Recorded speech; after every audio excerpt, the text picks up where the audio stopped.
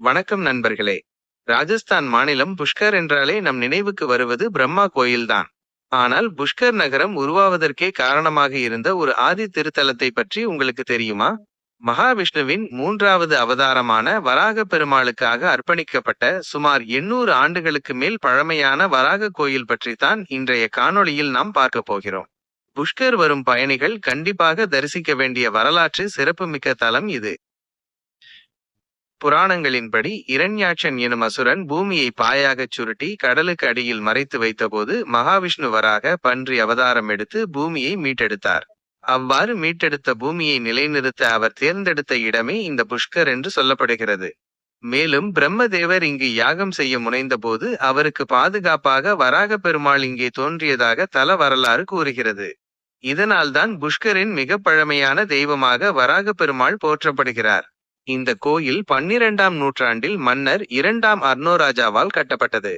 ஆனால் 17ஆம் நூற்றாண்டில் முகலாய மன்னர் அவுரங்கசீப்பால் இந்த கோயில் பெருமளவில் சேதப்படுத்தப்பட்டது.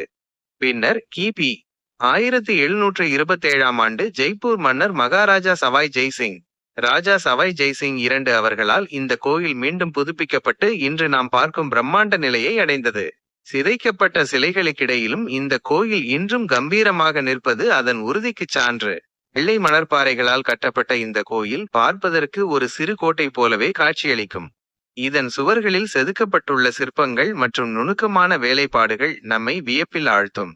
கருவறையில் சுமார் 2 அடி உயரமுள்ள வராக பெருமானின் திருவுருவம் வெள்ளை பளிங்கு கல்லால் செதுக்கப்பட்டுள்ளது.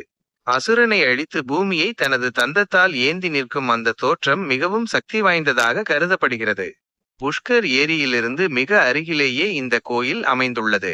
வைகுண்ட ஏகாதசி மற்றும் வராக ஜெயந்தி போன்ற நாட்களில் இங்கே வழிபாடுகள் மிகச் சிறப்பாக நடைபெறும்.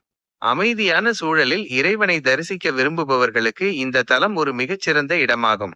புஷ்கரின் ஆன்மீக பயணத்தில் பிரம்மா கோயிலையும் ரங்கநாத் கோயிலையும் தரிசிப்பவர்கள் இந்த பழமையான வராக பெருமாள் கோயிலையும் தவறவிடாதீர்கள்.